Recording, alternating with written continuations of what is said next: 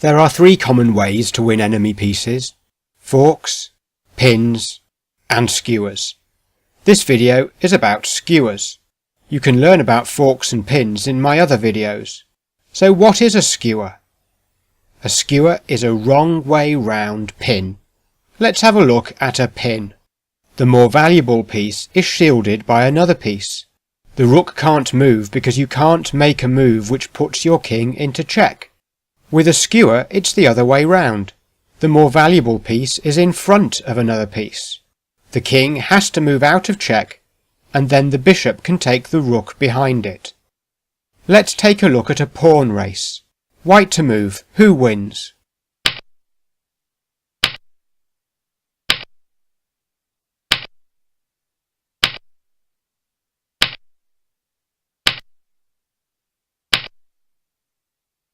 White's pawn gets to the end first. But when black promotes the pawn into a queen, it's a skewer.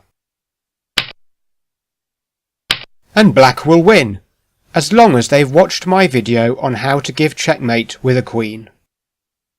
Let's take a look at this example. This pattern comes up a lot, so make sure you watch out for it in your games.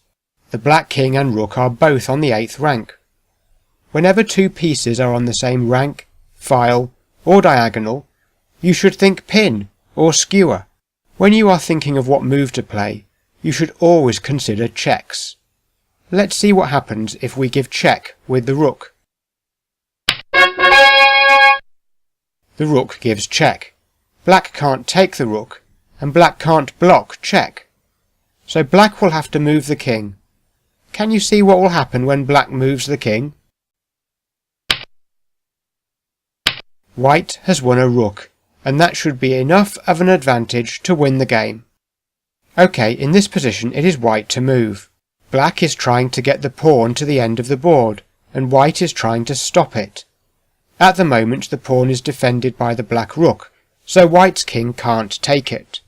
So white decides to attack the pawn with the rook as well. This looks sensible, doesn't it?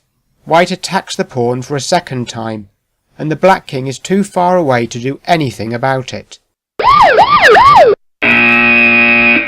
It looks sensible, but it's a huge mistake.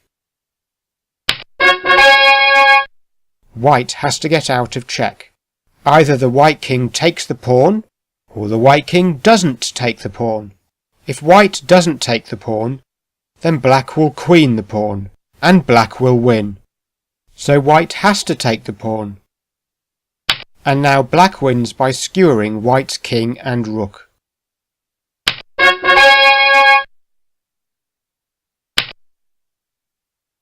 So black will win, as long as they've watched my video on how to give checkmate with a rook. Let's go back and see what white should have done. White should have moved the rook here, and then here.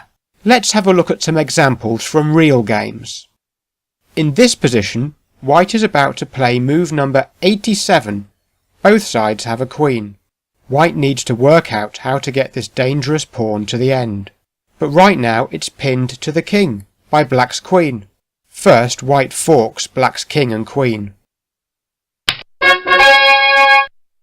Black has to get out of check by taking the white queen, or white will take the black queen on the next move.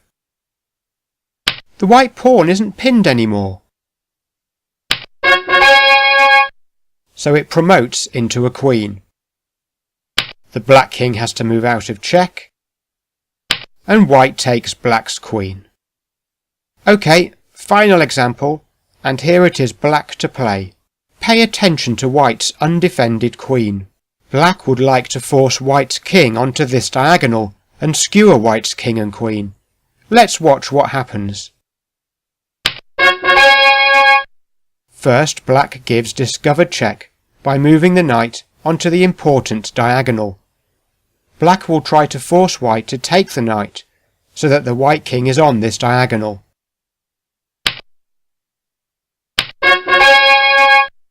Remember, white has to avoid taking the knight.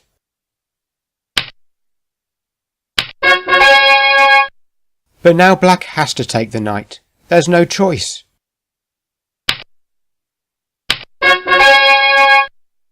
White has to move the king out of check, and then black will take the white queen. This is a skewer. The more important piece is attacked, and when it moves out of the way, the piece that was hiding behind it can be taken.